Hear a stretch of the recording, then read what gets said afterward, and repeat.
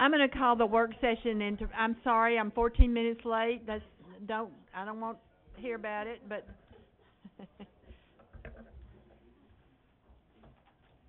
um, do we have anybody here that needs to come first here, like I usually?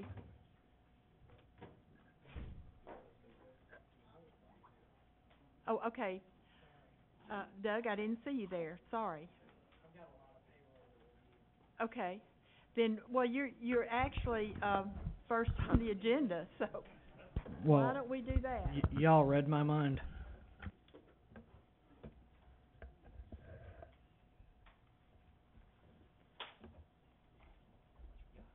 And Doug, just so you know, I added a discussion, maybe just to give a little more, if we need to discuss any further, the expense on the the balance of fund balance that we were talking about using. You know, always before our spreadsheet says unexpended balance. It was the first time now that we have this accountant over here that called it a surplus. And every year in the last 50, I've been told there's always been an unexpended balance. It's just a little better than usual this year. So it's the same thing, though, isn't it? Goes into fund balance. Okay, Mr. Lacona. All right. So first, under my items, I have the financials. We broke it out a little differently this month in the attachments, so you can kind of just see those segregated. We thought that was a little easier to read. If you have any questions about the about the financials, the fund balance, any of that, please send me an email or give me a call, text message, whatever. We're looking pretty good for this point in the year.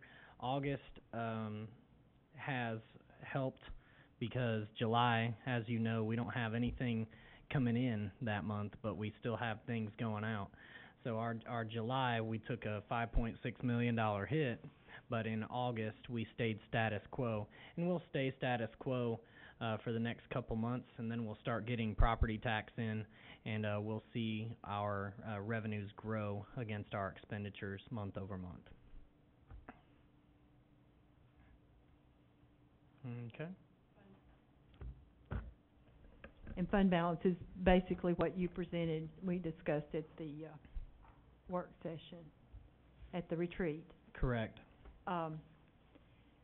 Is there any further discussion about the items that we discussed using out of fund balance? I think it broke down to, I don't have them in front of me, but $542,000 for curriculum or textbooks, and Ms. Parker and Mr. Sims are going to serve on a curriculum committee and to get with teachers and see what would best serve them. We also are going to take care of the leases for the Lenovo computers, and that was in excess of $700 something. I don't have the figure here. $795, and then we decided that we'd use some funds to start the very long process of applying it towards some of our athletic facilities, $500,000 of that, of which we'll get a report at a later date of how that's prioritized. So is there any discussion further, Mr. Howell? Mr. Pointer can present a plan today if you'd like. Sure.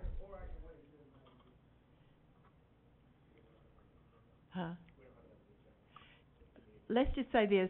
We'll have to vote on spending it, and then it's going to have to go to the commission, which they will not be able to vote on that until actually the November meeting, so we've got some time. So what I understand, you probably come prepared for this, and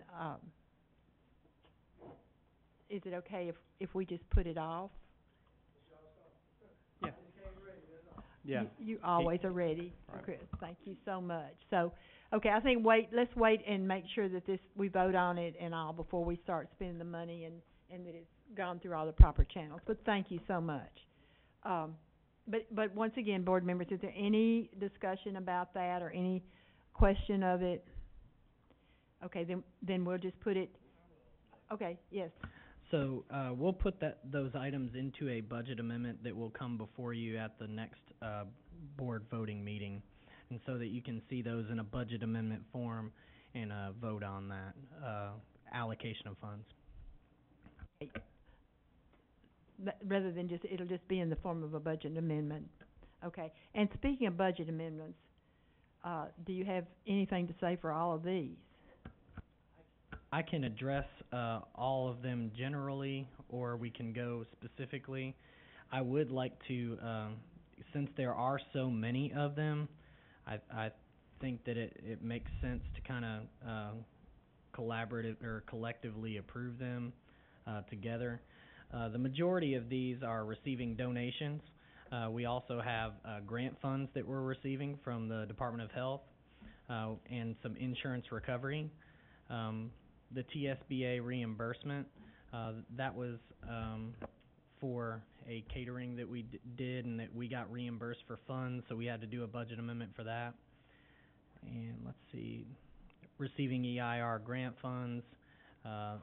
There are some federal funds we're receiving in here for CTE and for special ed as well. And then we have a budget amendment for food service, because we had to put in the required federal regulations code for an excess balance. So, let's see. And we're increasing the CTE equipment budget for Carl's Perkins grant funds as well. Are there any of these you all have questions about that you would rather not see on consent, or are you okay to group them as all on consent? All right. Sorry about that. Budget Amendment 9010. So the mechatronics grant was a one-time receipt of funds, and so we've been expending that over time. Since we didn't spend all the money last year, we had open purchase orders for the remaining amount of those funds. So when we got to the end of the year, we closed those purchase orders. So we're just adding that back in to the budget so that those things can be expended for the mechatronics grant. So that's what that particular budget amendment is for. Okay. So seeing no discussion then we will just group them all on consent. All right, moving on then. Textbook committee is next. Is that correct? Thank you, Chair Kinzer. Good evening, board members. Before you have we have two items in instructions tonight. Just one of those is real simple. It's the textbook adoption committee for ELA, which is coming up this spring. That just kind of shows you who was recommended. So that's one that you need to look at and review and vote on. The second one I'd like to have more discussion on tonight, and it is regarding the Teacher Leadership Institute. I approached Lipscomb University several months ago about forming a partnership with Lipscomb University and the Ayers Institute. And the purpose of this was to meet the goal that we had in our strategic plan around building capacity for teacher leaders in the district. This partnership is going to play an integral role in recruiting, retaining, and growing highly effective teachers and teacher leaders in our district, and shifting the instructional paradigm for continuous improvement. Lipscomb University, who they are here tonight, they have one of the best teacher prep programs in the nation. As a matter of fact, I think they're ranked number 2 in the nation. So it's one of the best teacher prep programs in America, in the country. And so we want to take 12 participants per year through this model, through this Teacher Leadership Institute model, and then begin to grow outstanding teacher leaders who will come back to our buildings and then coach and train other teachers. And so we want to grow this model over time. So basically we're growing our own highly effective teachers from within. Based on the conversation that we had 2 weeks ago, I think you all saw that there are some challenges that we've had with teacher effectiveness. And this, again, is a part of the strategic plan to help remedy that and to create a culture of improvement. And so, again, when you're bringing in top-tier individuals to help train our teachers, we want them to leave with a credential that makes them highly qualified. So here are the credentials to get into this opportunity. To be selected for this opportunity, they must have a TVOS growth score or a level of effectiveness score of a 4 or a 5 for 2 consecutive years. They must be professionally licensed. They must have a strong recommendation by their principal, and then they must earn a qualifying score in an interview with the curriculum and instruction team. And so core competencies to get into this opportunity would include the following. They would learn to model effective elements of the lesson and best practices, developing an understanding of how to enhance academic rigor. They would ensure that curriculum and content are aligned to state standards, facilitate the creation of common assessments, lead teachers in unpacking the standards, analyzing student data and using data to guide instruction, integrating the use of technology in instruction and in coaching. They would help teachers locate appropriate resources and provide teachers with reading and writing strategies and ways to integrate literacy into the curriculum, in addition to helping facilitate PLCs and also lead professional development in schools. So this will be an amazing opportunity for us. With regard to cost, each year we receive money in our federal budget for professional development. So we receive recurring money every year from the federal government, and so this will come out of that federal money, so I felt like it would be somewhat budget neutral. The cost for this will be about $22,000 out of our federal money, and again, that's recurring money that we get every year, so I think that amount takes up about maybe 4 to 5% of that overall budget. At this time, I'd like to ask Dr. Lance Foreman and Dr. Rachel Milligan to come up. Dr. Rachel Milligan is the Associate Dean of Education at Lipscomb University, and Lance Foreman is the Director of Educational Leadership at Lipscomb, and I'd like to have them just share a few words about what they do at the Ayers Institute. I'll start with Rachel. Hello, good evening. Thank you for having us here tonight, and thank you for all you do for students and educators in Maury County. The Ayers Institute, I'm the Managing Director for the Ayers Institute in addition to being one of the Assistant Deans in the College of Education, and the mission of the Ayers Institute is to provide professional learning for both in-service and pre-service educators across the state and really across the nation, because we provide this professional learning, and we also incubate innovative instructional ideas in a lot of different ways. So we have a lot of digital offerings, and we also offer a lot of face-to-face offerings as far as professional learning goes. What sets the Ayers Institute apart from maybe other organizations that provide professional learning is that we really work alongside the districts that we partner with to make the professional learning opportunity what that district truly needs. So we individualize it, we personalize it, we work closely with leadership and with those who are on the ground every day working in the schools to make it what the district really needs. And so we uphold that as one of our core values in providing this professional learning while drawing from the vast resources of the College of Education. You know, a short way of describing what the Ayers Institute is the professional learning arm of the College of Education. So each of us in the Ayers Institute is a faculty member who also teaches courses, and so we're able to draw from the wealth of knowledge in the College of Ed while also building bridges across the state, because we are able to connect educators and connect resources to those educators. So we love what we do, and we love opportunities to connect with educators across the state, and Maury County is a fantastic district. Absolutely. Good evening. How are you all? Thank you for your time tonight. My role at Lipscomb is to train school leaders.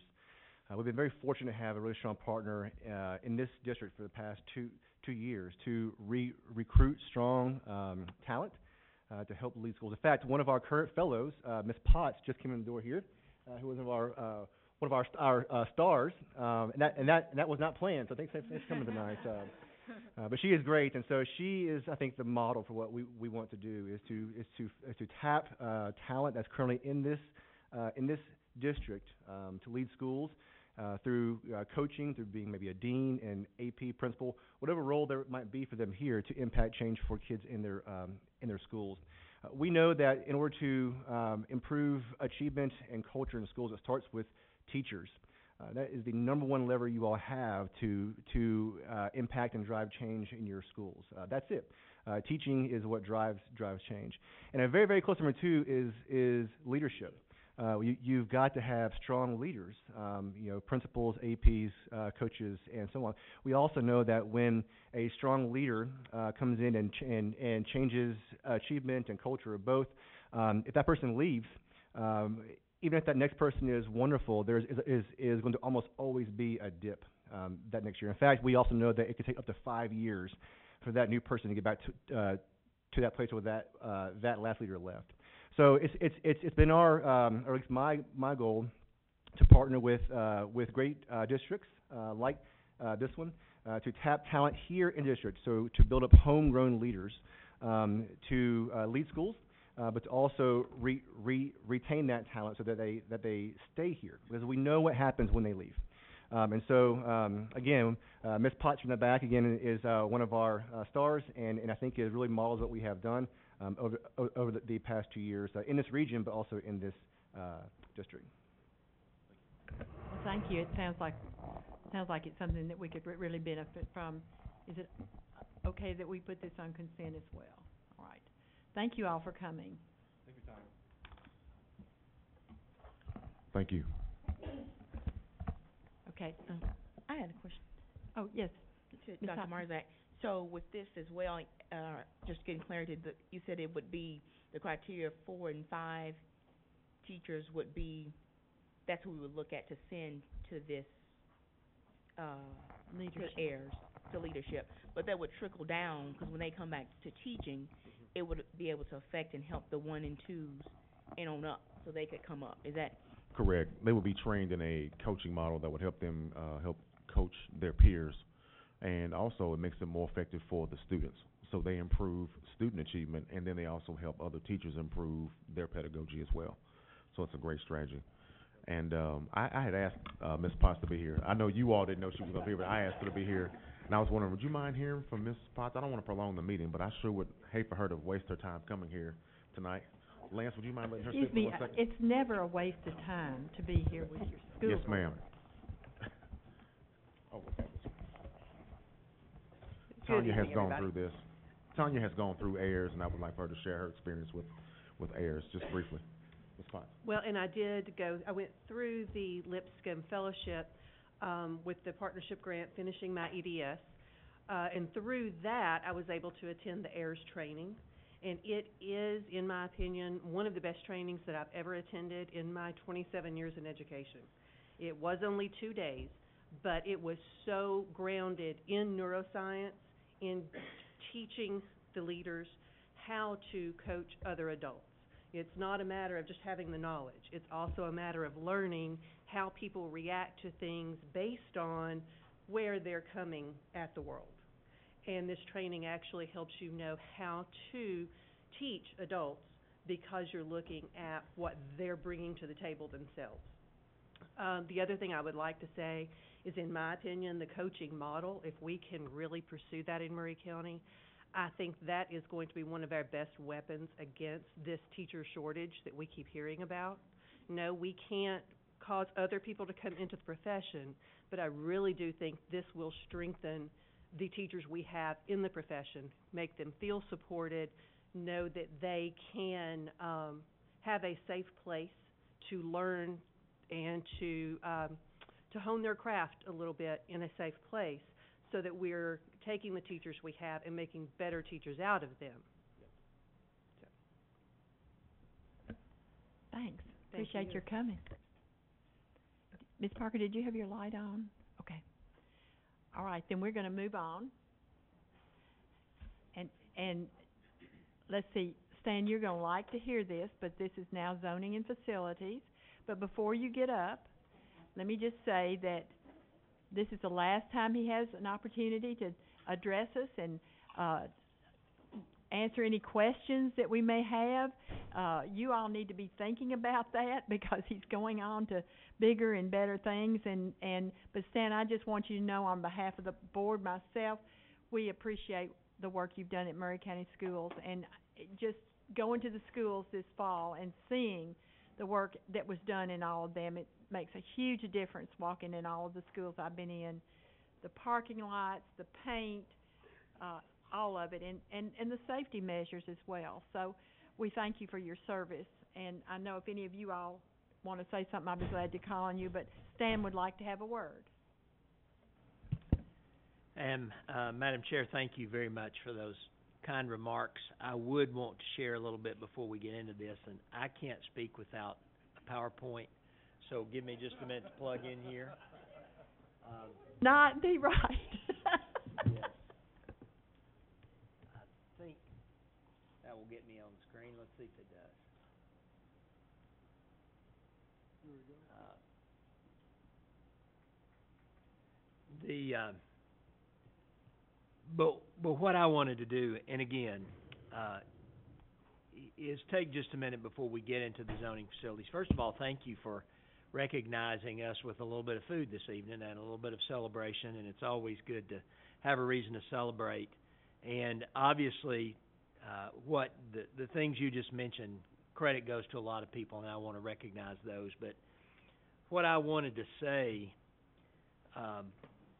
this evening is I'm very appreciative for the opportunity of the last almost 6 years to work with Maury County Schools as the Assistant Superintendent of Schools for Operations, and that's what the title was when I was hired, Assistant Superintendent of Schools. It was actually started as Assistant Director of Schools, and that role changed as the superintendent's superintendent's title changed to the Assistant Superintendent of Schools for Operations. And I'm probably going to have to read some of this because I wanted to make sure I didn't leave anything out.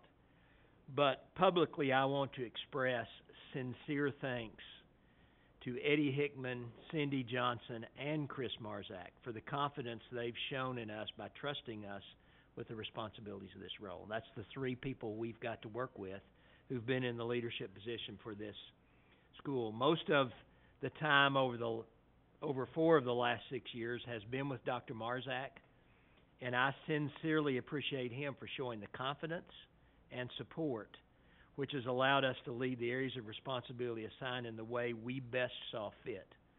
And this has made the job enjoyable and fulfilling. I must also recognize the 2 counterparts who I've had the opportunity to work alongside of. First, Scott Gaines, and then Ron Woodard. And I'll say about Dr. Woodard, he's working about as hard as anybody I know right now to improve our academics. And so I must give out a shout to him for that. But both he and Mr. Gaines have always operated from a sincere goal to do what they felt was best for our students. And I sensed that as I was working with them. I've also had that same commitment that I've seen in all of the supervisors, administrators, and central office staff that I've had the opportunity to work with. And so, as I shared with them at a little get-together we had last week in the office, it's going to be really difficult to leave Maury County Schools because I have grown quite fond of the people I work with.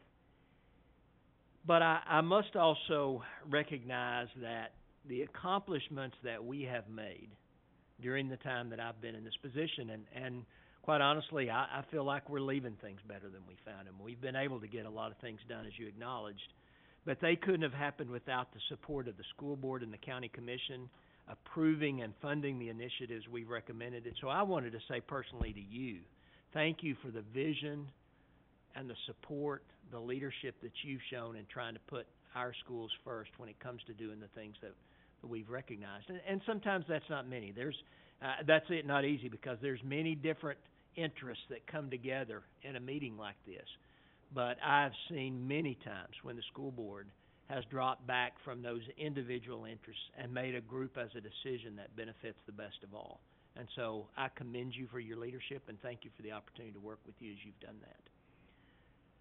But I have to say that much of the success of any success that we've had and the things that we've done is in large part due to the wonderful, dedicated team of supervisors and employees and the excellent vendor partners who we've had help with in implementing these initiatives that you've approved.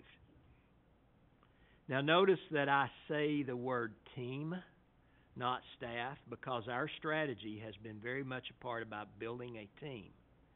And we want to take some time to talk about the basic principles which we tried to use building this team and implementing these initiatives.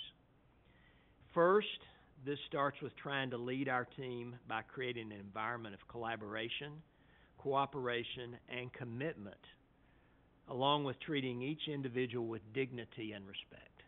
And that's how I believe we need to operate. And so we've tried to do that. Secondly, you must be willing to reinvent your staff structure to accommodate changes as the school district continues to grow. Right now, changes have and need to be made to accommodate the addition of the 2 new schools in our district, which is a 10% growth in our campuses and requires a 10% growth in support, what we do. And so what I want to do is talk about just a little bit, first of all, that staff that I talked about. Because when I look at what we've been able to do, this is my team that I've worked with. And I can't say enough about how great a team this is. Eric Pearman, Brian Parkhurst, Tommy Schuyler, Murray Ring, Dave Hall, and then I have to give a shout out to Misty Gaines, who's worked for me during the last 6 years as my administrative assistant. I will tell you, this is the best team working in operations for a school district in the state. I will say that bar none. They're a tremendous team. And so I have to give out a shout to them as we talk tonight. But also, I need to tell you that being willing to reinvent a staff structure, even like this one, is something you're going to have to continue to think about as the school grows, as the school district grows larger. My position is an example. When I was hired 6 years ago, this was a new position. There was only one assistant superintendent prior to then. Through the vision of the school board, school leadership, they decided that needed to be split into 2 jobs. And my responsibilities and reports have changed over the last 6 years. But it settled in about 4 years ago to this slide that you see right here. And I have recommended to Dr. Marzak that he even consider changing some of this structure. And he may want to share with you what that is later on, but we recommended a change in this as we move on. But again, I can't say enough about how this team does the work they do and the dedication and the commitment that they bring to their role. So I just had to put them up there and tell you that we are confident that the work we've been doing will continue to be done well because it's in these hands. Next, though, I will tell you that the same can be said about the team of vendors we work with. We have developed some really good partners that help us accomplish the needs of the district, especially in the area of facilities. And I wanted to address those with you because I think it's important as I leave to tell you that I think the success will continue if you continue to follow this model. We've always tried to recommend vendors based on the value of their goods and services to our district, not the cost. And this came up during the school board retreat last week. And as I've thought about that discussion, I wanted to make sure that I made that distinction to you. School buildings on average last our district about 50 years. There's a lot more to cost than what is paid initially. My encouragement is you will focus on long-term value, not upfront cost. It will create a more quality environment for our students and in the long run save the taxpayers of Murray County. I want to speak about a few of those vendors specifically because these partnerships, I think, have made a huge difference in what we've been able to do. The first of those is Hewlett Spencer. And everybody knows Hewlett Spencer. Mr. Hewlett's here in the room. They obviously help us in the area of construction. What they bring to the table is enlisting the help of several general contracting firms, chief of which is Bell Construction. And let me tell you that we think the world of Bell Construction. They do a great job of building our buildings. But what Hewlett Spencer really does is they bring together a team of designers and builders to work with the district from the beginning of the process of building a new school or adding on to existing facilities, which not only saves the district money, but also ensures we are building quality facilities which will cost less than maintenance and repair in the future. And they're able to do that, and I just printed this out here because of the process they work with. Through Title 12 of the Tennessee Code Annotated, it's different than the way we normally do our construction process because we, in education, work under Title 49. I can't really explain to you much more than showing you this and telling you Mr. Hewlett could probably explain it much better than I do. But what it allows them to do is they bid the work to subcontractors, but they pull a general contractor, they pull an architect, and they pull our school district personnel together on the front end, and we work through things, and they catch things that are like over-design. If you'll remember, when we were working on Central, several thousands of dollars, hundreds of thousands of dollars of over-design they found and were able to save us. We do that same process on the front end when we're designing. I've been building buildings for churches and schools for a long time, and I have yet to meet an architect that doesn't like to design. And if you do not have somebody involved in the process, over-design can happen. And when you go through the traditional method of design build, a design bid build, it is too late once you've bid it to take out that over-design. The only way you can do it is through a change order, and everybody knows change orders cost lots of money. So I highly recommend the process we've been following with Hewlett Spencer, that you would consider that for the future. The second key partner that I want to talk to you about is the ESA. Again, had the opportunity to work with a lot of architects over the years. I have not worked with one that I think is more dedicated to the customer and is more highly innovative when it comes to design than ESA. Again, there may be a need to change that somewhere down the road as you see fit, but right now I think they're doing a really good job for us. And obviously, you see that most recently by the 2 new schools, and I think as everybody walked in there, they saw a fresh approach.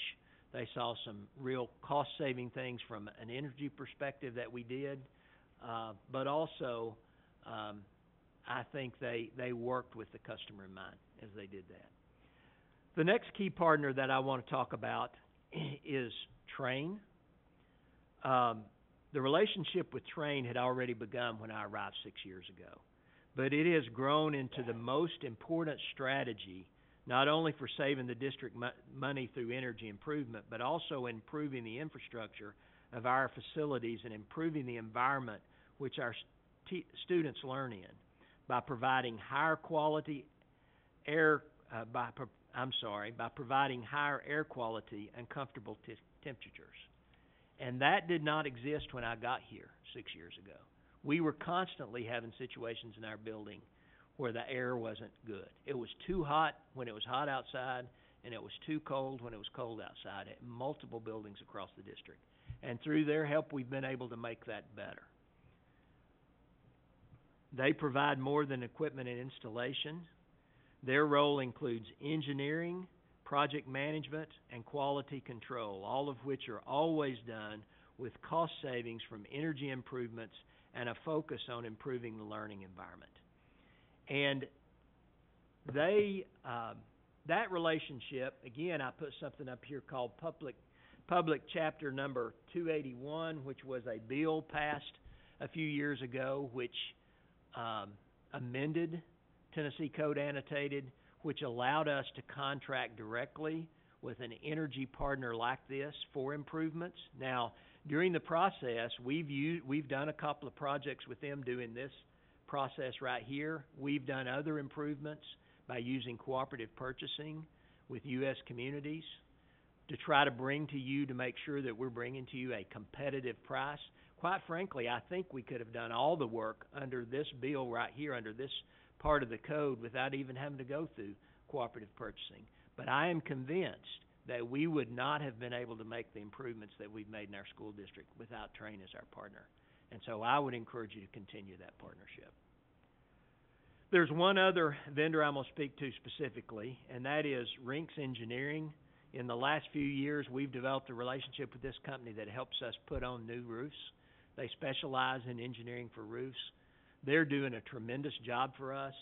And again, I can't say enough about how highly, and I think Mr. Hall would, because he's worked with them close enough, how much we think of them. There's some other partners, vendors that are doing a really good job for us. Now, these are ones that I think we continue to measure the cost effectiveness and the quality of their work. But right now, ABM and SMS are doing a really good job with our custodial. I think we did a great thing in splitting that into 2 companies, provided a little bit of competition, but I think they're doing a great job. Mid-South Bus Center, who we buy our buses from, we use bid prices, but we've been able to buy buses from them over the last several years. They do a great job in servicing those. We feel like they're the first-rate vendor for buses in the state of Tennessee. Outsiders Lawn Care, who mows our grass. Systems Integration, who puts in technology into our schools, networking, security things. Kelly's Pest Control, who does our pest control, and Provincia. We've had a lot of problems in the past with the people who monitor our fire alarms and our security alarms and who service those. Provincia, who's a local company we started working with a few years ago, does a great job on that. But I really just wanted to take a time to let you know that these are some of the things that I think partnerships we've been able to develop, people we've been able to work with in the last 6 years that I would encourage you to show your appreciation to and to hang on to as much as you can. Those people who work with us, I would encourage you to hang on to them as much as you can. And thank you for allowing me to say this tonight. As already been said, because of my age and tenure, I'm able to use the vehicle of retirement, not resignation, to leave my opportunity with Maury County Schools. I'm thankful for that. It's only because I'm old. It's not because I've been here a long time. But however, I want you to know that we are not leaving tired or discouraged, but only because the Lord has opened up a different opportunity, which we feel is our calling in life right now. We truly believe we are leaving things better than we found them, and we wish the very best for the school district. And if you keep this team of staff and vendors together, we are confident our school is in good hands for the future. So that's what I wanted to say. So thank you.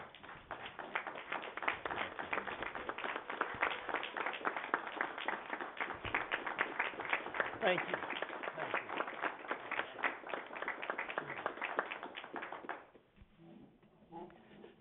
So with that, Madam Chair, we can thank you, and thank you for allowing me to read through that. I just wrote that, and so I hadn't had a chance to prepare very much. I would love for us to have a copy of it so that we could send it to our board members that are not here. I would really even send it for us to have and to keep, and the slideshow too, because we really couldn't see that. I know, because it's really small. I'll put that together. I can either email that to you or post it to the agenda, whichever one you want me to do. Yeah. I'll email it out to the board. Okay.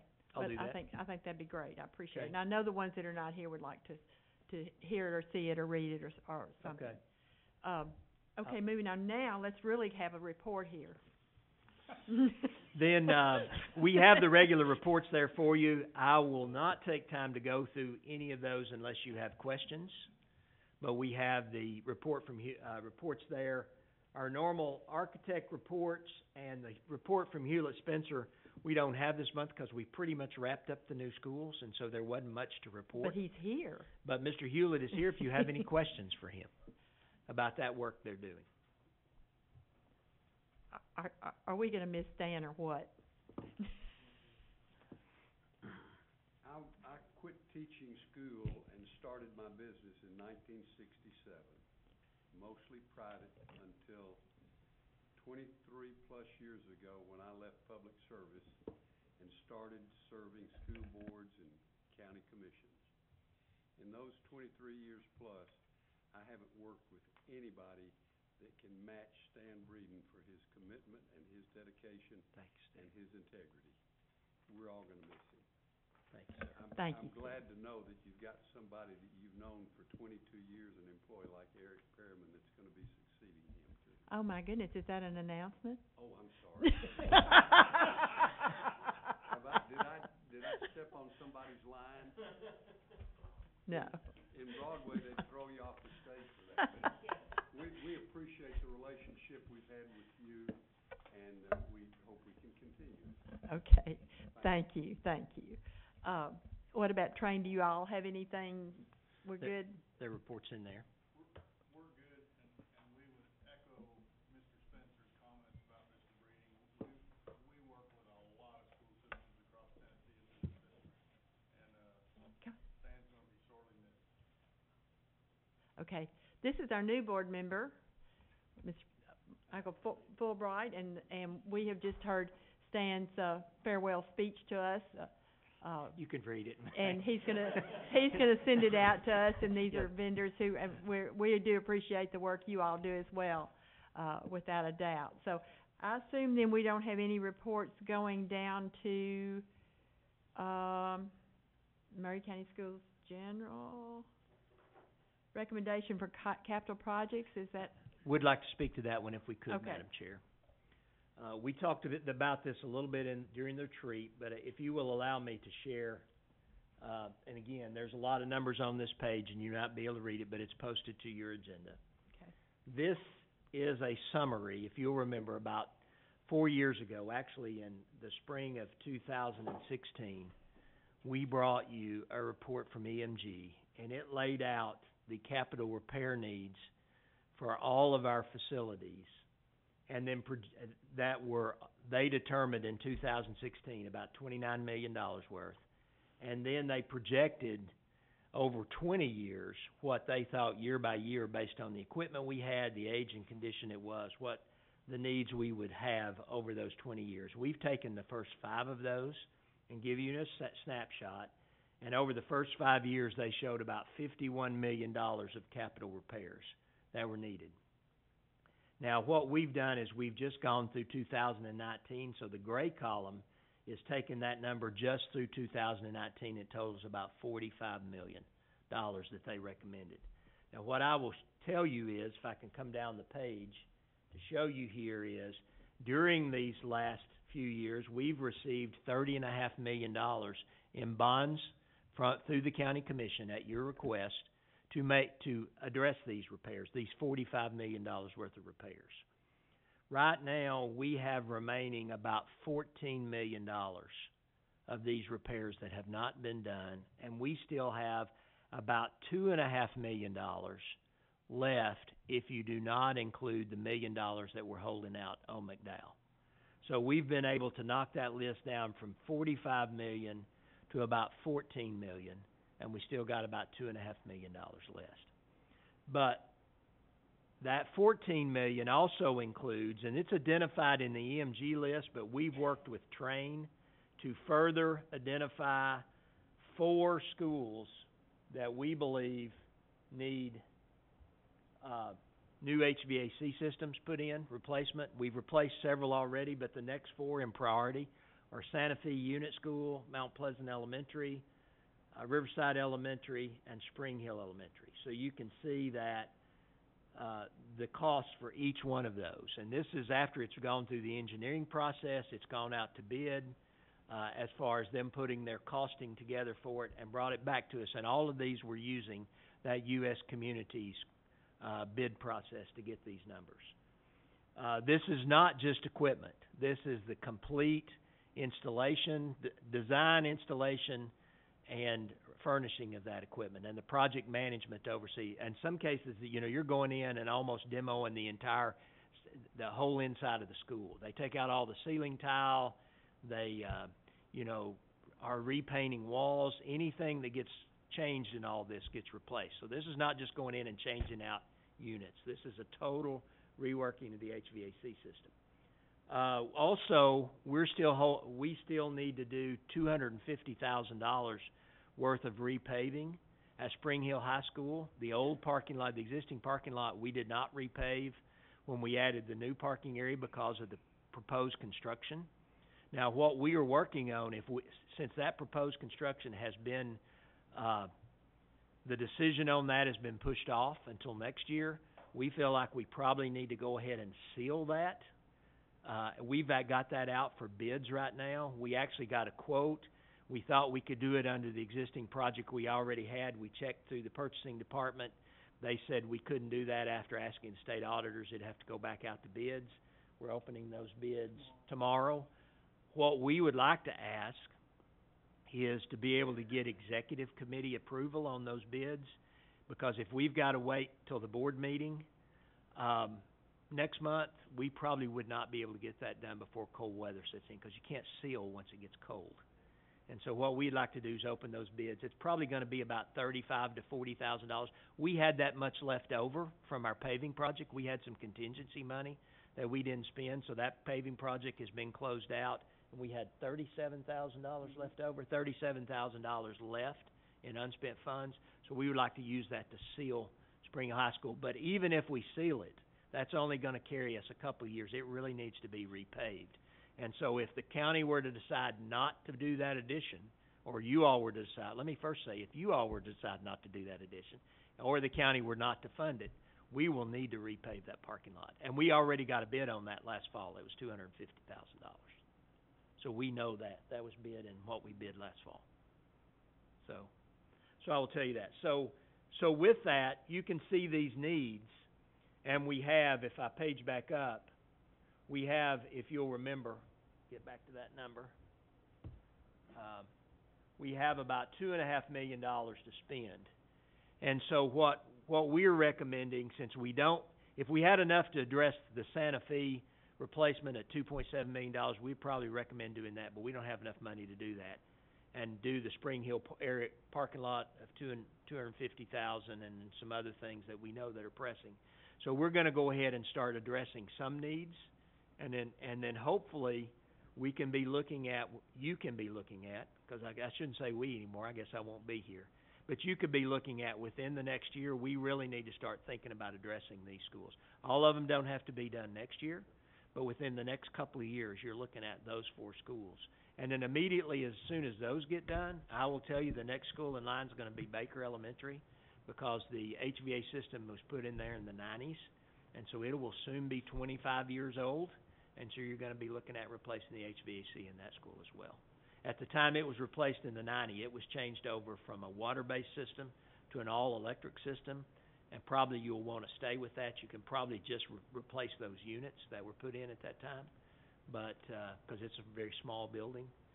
But that's what you're looking at from some major costs that the school district is facing. So with the $2.5 million we've got, we do have 2 things on the agenda tonight, or that are listed under this that we'd like to go ahead and recommend, and we just got these proposals today, so I stuck them on here. The first of those is in putting the HVAC, the new HVAC system in Highland Park, which is just about to be finished.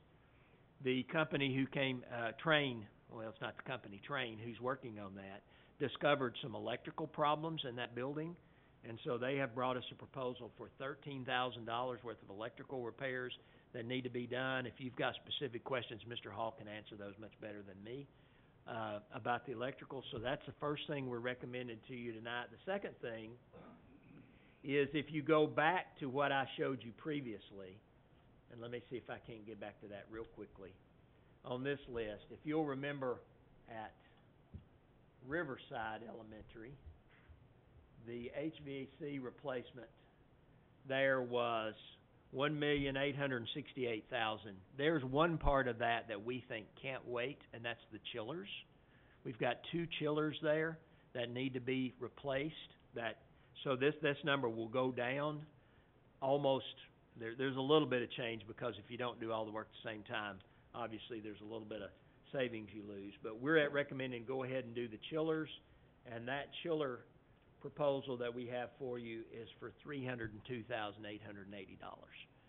So right now, out of the $2.5 million, the 2 projects we've got to recommend to you tonight is the electrical repair at Highland Park, this $302,880. Then Mr. Hall will be coming back to you, or whoever he's working with, next month with some additional things of how we would recommend spending the rest of that $2.5 million. Sure, yeah. Dr. Marzak. Thank you. Mr. Breeden, and since Friday's your last day, I probably won't be able to ask you this. So, one of the things you said is over the next couple of years that those HVAC systems are going to need to be replaced. That work is typically done in the summertime? Yes, sir, it is. So considering the cycle of the county commission, that money probably won't be available to spend till the summer of 2021. Do you think we're going to be okay until then? I think we'll be pushing it at Santa Fe. I think that's the one that is going to be the most challenging. Yeah. All of these systems work now. They're just old and very troublesome. Got it. And so it's not that we have students that are sitting in buildings that are terribly uncomfortable. There are frequent breakdowns on some of these. Yeah. But Santa Fe would be the one I'd be most concerned about. Okay. Thank you. Okay, so you're asking us then to approve what's the 2 things? I would be, yeah, we will be turning those into a recommendation. If you will allow us, after tonight, those will be transferred over to the board agenda with a letter of recommendation for that, and we can either put it on consent or put it on new business, whichever you prefer. What does the board? I think it might be good, let's just put it on new business so we can see it Okay. Rather than, We can do that. all right, thank you. Anything else? The only other thing that I will call your attention to on the list is, the next thing, there's nothing else on the capital projects, unless you all have any questions about any of that stuff we shared. We're ready to move on to the next item. Are there any questions? Okay, let's move on. Next item, you had asked us to bring back to you the letter of intent I think for that the bridge. Mr. Moore did because he's want us to get prices on what is it we're doing? We're gonna Surveying. surveying and all this. And we But- have added to this, but it's my understanding you did not approve the letter of intent at the board meeting, did you? Yes, we did, and it went to the commission, and they approved it after much discussion. Okay. But I have yet to get I've yet to have signed it. We've been in touch with Mayor Ogle's office so that we can get it. Okay, I've called a couple of times, but it's not signed and sealed. It's been voted on by the commission, and we voted on it at the board I meeting. don't see it in the Correct? proposal where it says 7,000. We did, didn't we? Where does it say that? Yes. I think the attachment is the letter of intent. It's in the proposal. So as you can see at the bottom of it, it requires Mayor Ogle's signature and mine, and so far I can't pull up hasn't happened. you pull up the email right there. So I think the reason David wanted it on here, Stan, was so that we could just proceed with getting prices for the survey. Well, we have talked to Sawyer Land Surveying. They did the original survey of the Mhm. property. And we, with the shortness of time, we've not had time to sit down and firm this up with them. But he sent us his standard billing schedule and has committed to us in his email that he would perform this work on an hourly rate, time required basis not to exceed $7,000. Now, again, and our recommendation is that we have $5,000 from the rent of the property, plus Mhm. we've got a little over $3,000 in other capital funds. I can't imagine it's gonna be that much, and he didn't think it would be. He just wanted to give us some number, but he said he would charge us based on this scale. And I don't know, Mr. Yeah, Williver, you may have some experience. I spoke with Mr. Sawyer. He built in some extra because I told him that there might be some back and forth with the county.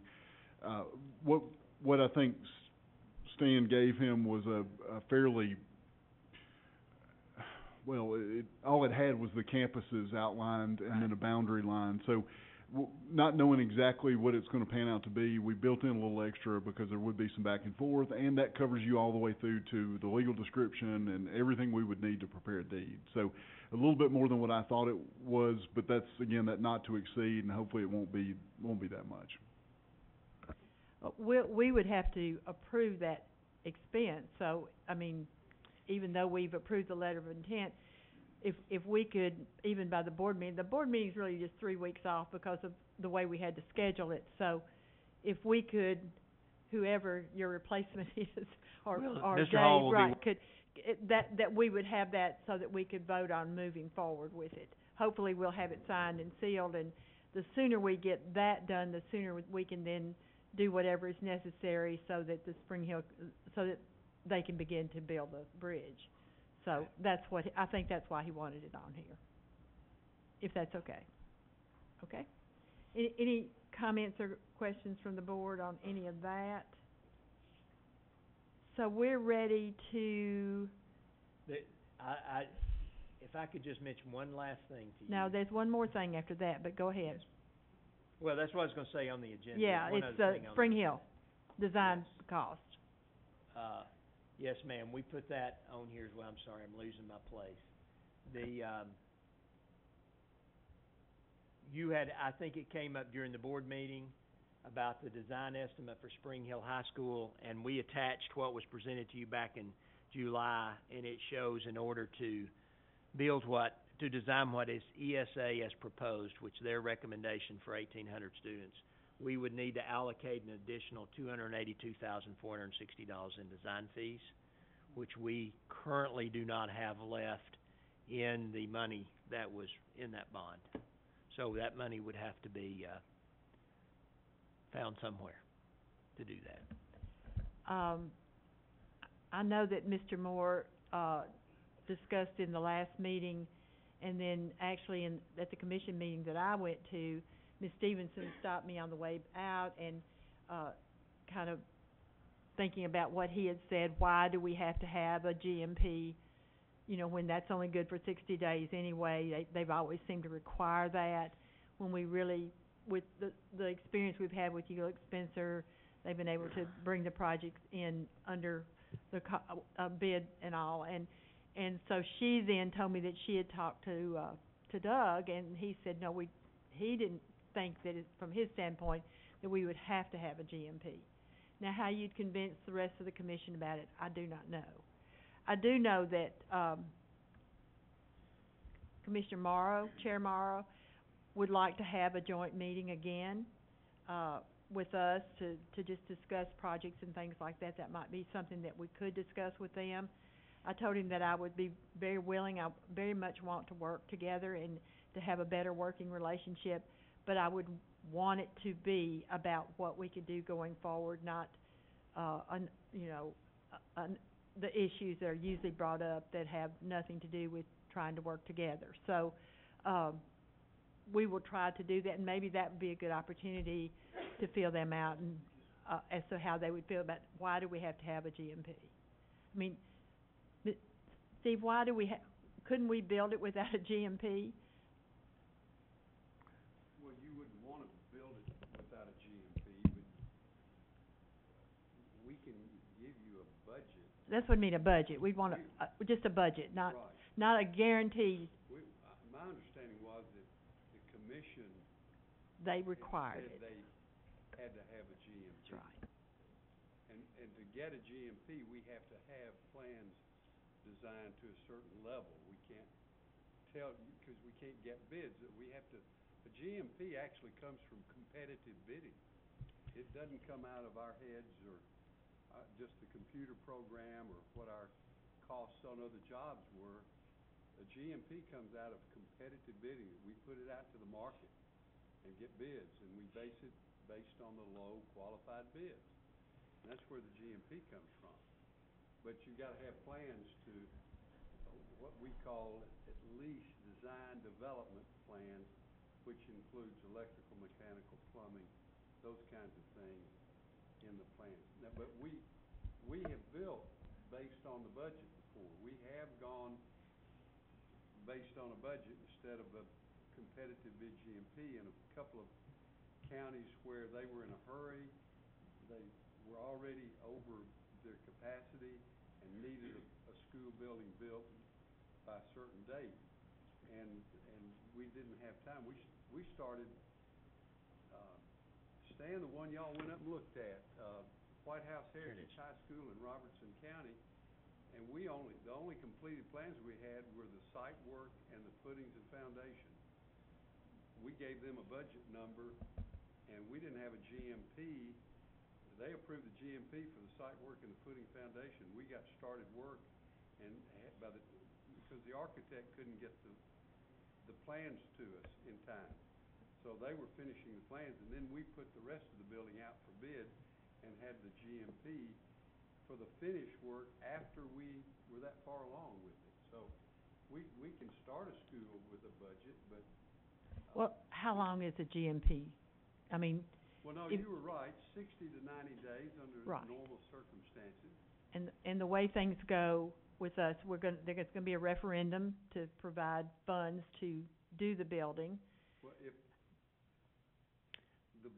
the board is committed that what we would be designing is what you're gonna need, then we would have a better budget number for you. Mhm. You really don't, it's not good to be putting things out for bid multiple times.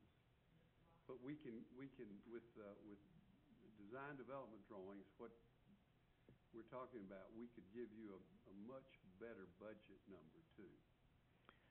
But that's, and the plans are still gonna be good.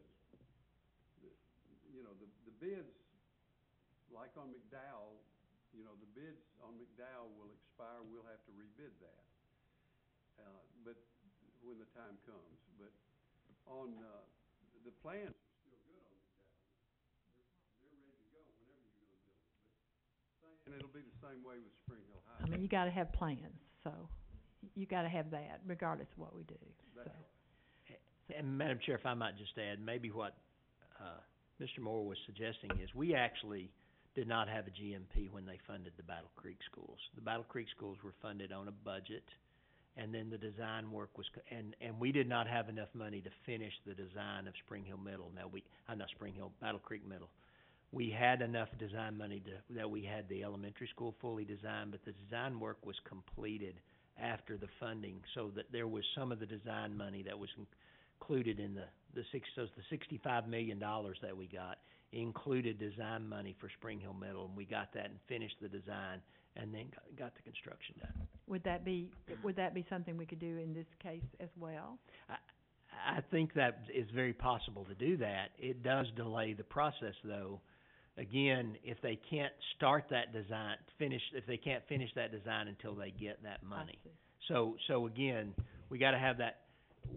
We just can't get the architects to go ahead and commit several $100,000 worth of work until they know we can pay for it. Right. I don't know why they won't do that, but they won't do that. Let me add on that.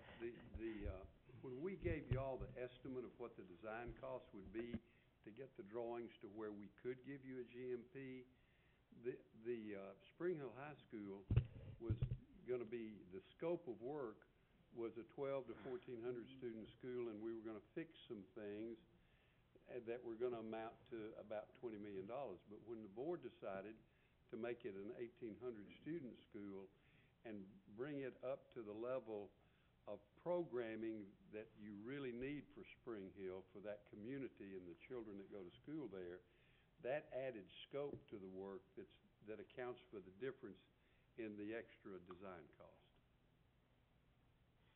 Okay, thank you.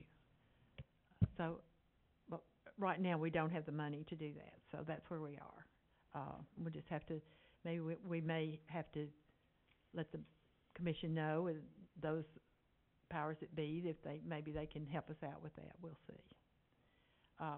Any other comments from any of you guys? Mr. Howell?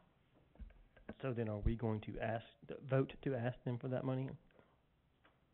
I mean, that would be the next logical step if we're going to do anything at all. If you'd like to change this to a recommendation, for the board meeting, recommend to request from the commission to fund the additional funds needed to complete the design for Spring Hill High School at $282,460. We can change that, I mean, if that's what the board would like to do.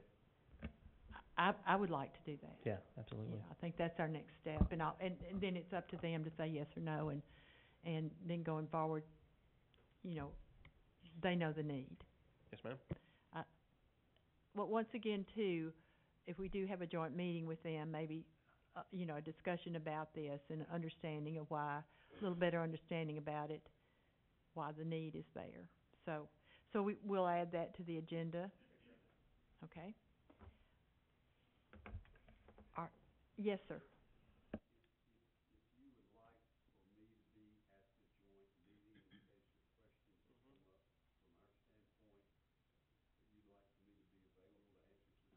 And I would definitely like that. Yes, I would definitely like that. This would have to go through their budget committee, but I think it would be appropriate to let them know what we're thinking and why we're thinking and everything before it goes to the budget committee. Mr. Fulbright, does that sound right? Okay. All right. Thank you so much. Does this completely finish you?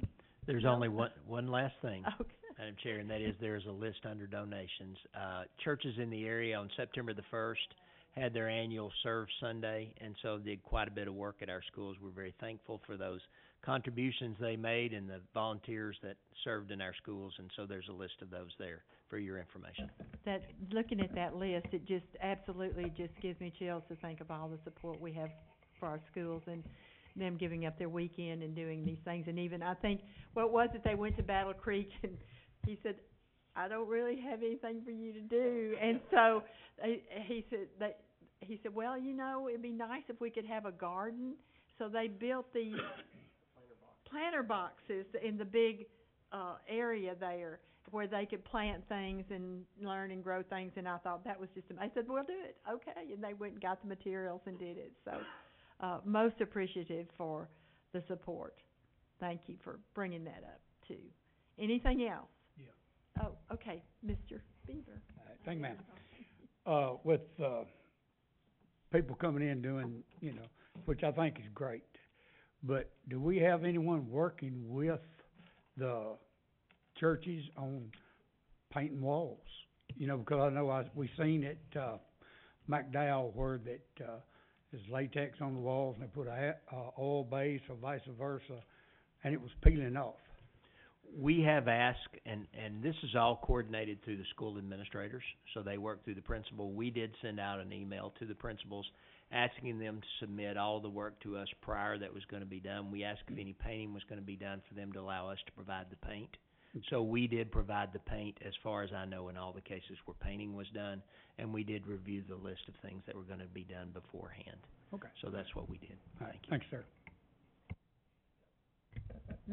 Dr. Martha? Yeah, thank you. Normally in the last couple of years, we've recognized these churches during recognitions and announcements. We make special certificates to say thank you. Would you like to do the same thing? Absolutely. Got you. Ms. Shirley, you got that? All right. Okay. Is this it? That's it? Over and out? Thank you so much. Okay, moving on. I think we only have one policy that's up for final adoption, don't we? The attachment there on the video. Any discussion about that? So we'll move that to consent. We don't have any policies to post. The next item is the supervisor digital integration. I think we've discussed that. We didn't really come to any conclusion, but know this. If it is a budgeted position, I think Tommy's talked to all of us. Do you want to speak to it again? But let me just say this. The reason we need to make a decision about it is if we choose to not fund it, it will require a budget amendment because we would be taking it out of the budget.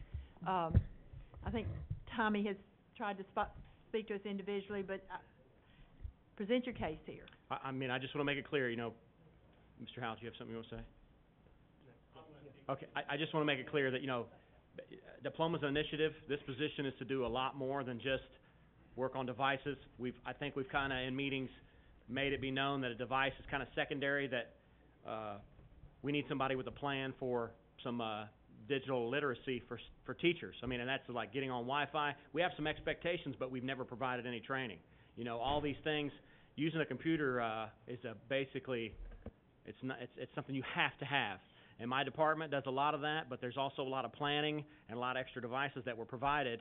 And just because the position was cut, the devices are still there. And so moving forward with any kind of plan, that was how that was supposed to be built in. So regardless of what the board, decides, obviously I will support whatever plan you have, but it's more than just devices. It's a whole plan for the district, coming up with a plan to get something, to use the money that we have to try to come up with devices for the entire district. And I'll answer any question anybody has. Mr. Howell.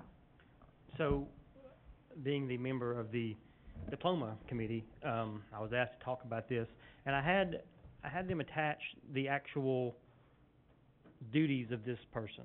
So although diploma is mentioned in here several times, it is not diploma. It has nothing to do with diploma other than it would be part of the administration of the diploma program. It is a much more education-based position as opposed to just technology-based commission, which is what his realm is, technology and fixing those problems. This would be teaching, like he said, not just students, but teachers. Teachers how to use computers, how to, beyond that, how to integrate this technology into their lesson plans.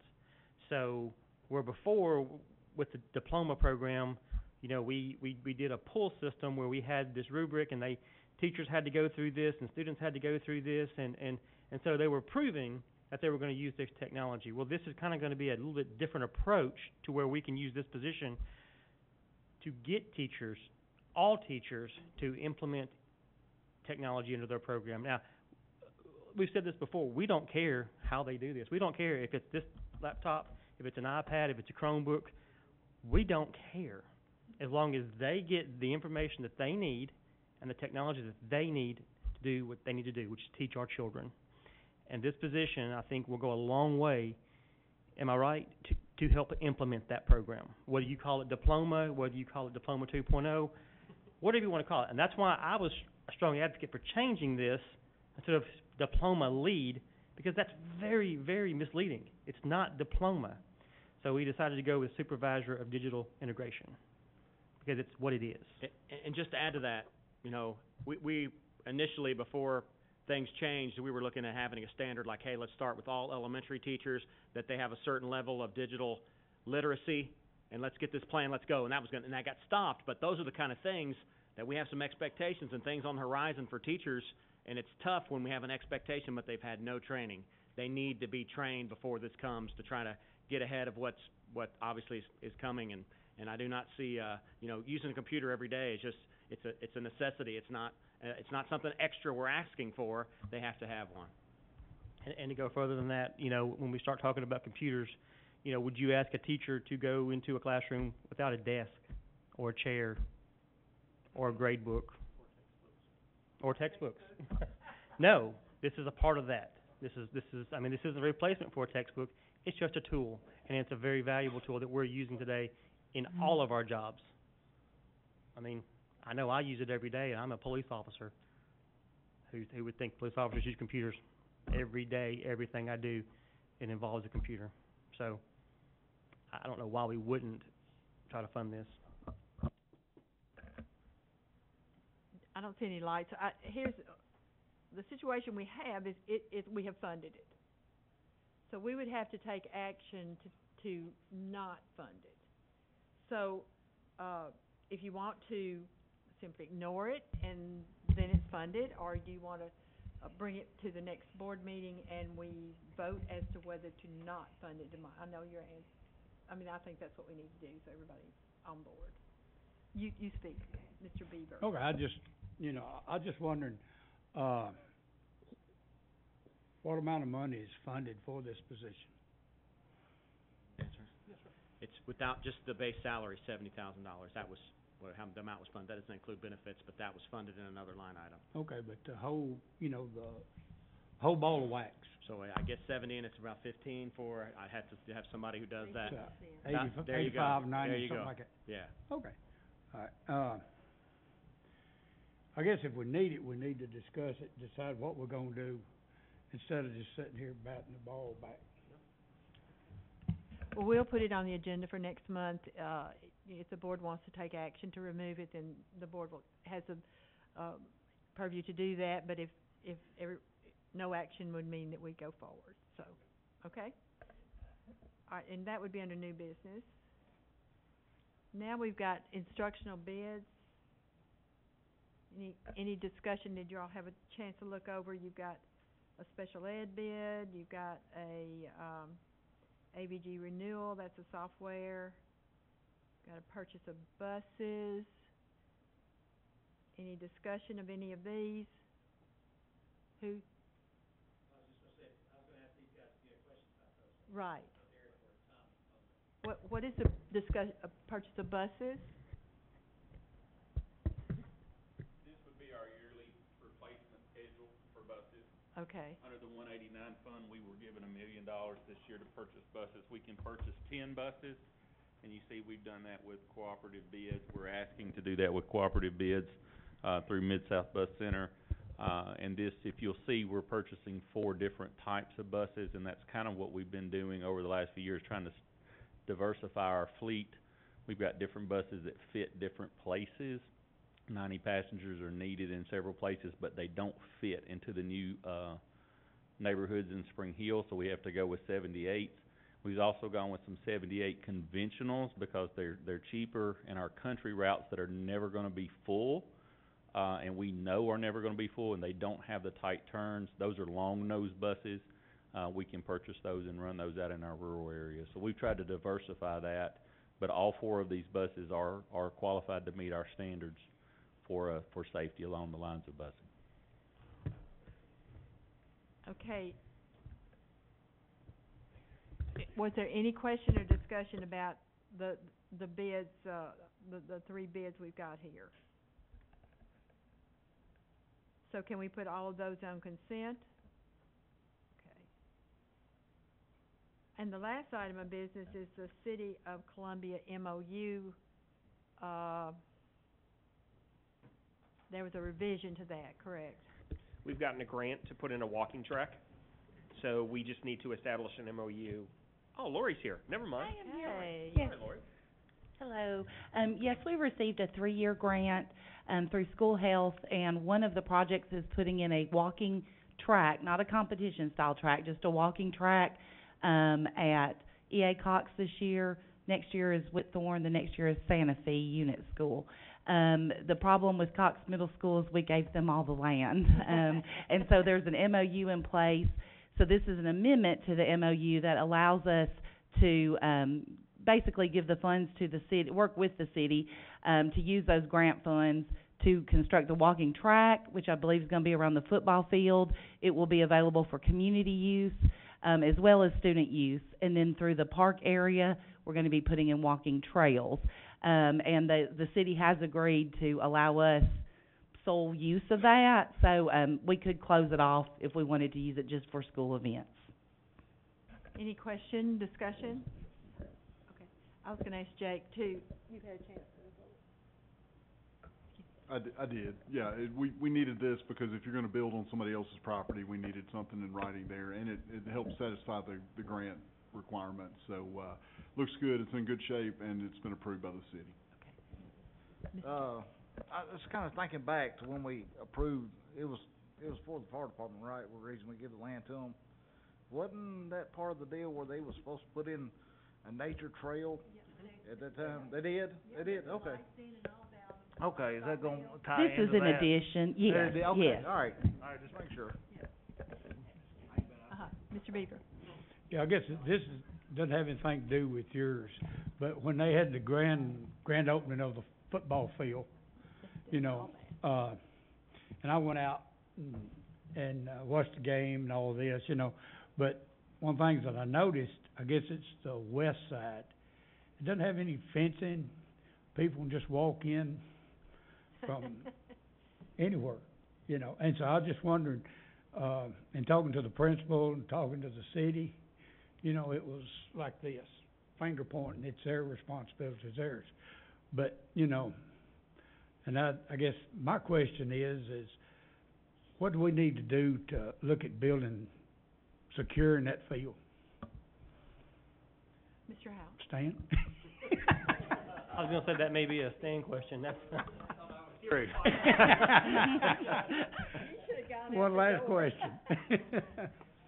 I mean, again, that property does not belong to us, it belongs to the city. The agreement, the original MOU was we have first right to use that football field. I'm not sure if it says anything about us being able to add to it, but it would seem reasonable that the city would be willing to, would allow us if we want to put a fence up. If you're looking at, I know, Eric, you just did a lot of fencing, you're looking at a fence that would cover a 100-yard football field, probably a fence that's 150 yards long. You're probably looking at, that's $5,000-$6,000 or $13 a foot. Okay, I'll have to get my calculator for that one. So 500 feet times $13 is whatever that would be. Yeah. You're probably looking at $7,500. Is that $6,500? Probably close. Something like that.